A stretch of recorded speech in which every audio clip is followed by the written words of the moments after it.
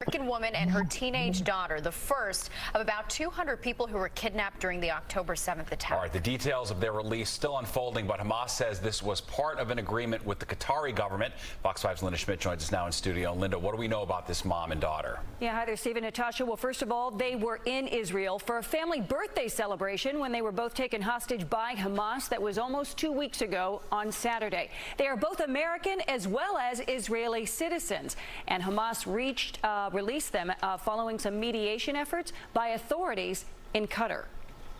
Israel is reporting that Judith Renan and her teenage daughter Natalie will soon be on their way home.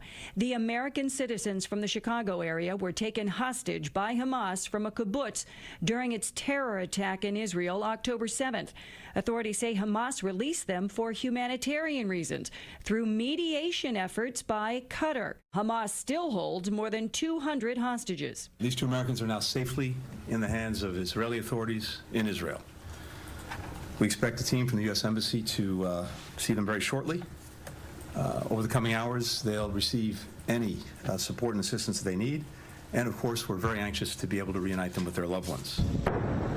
And Israel, once again today, hammering the Gaza Strip with airstrikes. Forces say they hit more than 100 targets, including Hamas arms depots and tunnels. The strikes also killed a Hamas operative who was involved in the Hamas terror attack. Ahead of Israel's planned ground invasion, President Biden has asked Congress to pass a $100 billion package for defense aid for both Israel and Ukraine in its ongoing war with Russia. Hamas and Putin represent different threats, but they share this in common. They both want to completely annihilate a neighboring democracy. Meanwhile, the deal the president reached to get humanitarian aid into Gaza remains in flux after the road at the border was damaged by Israeli airstrikes. These trucks are not just trucks.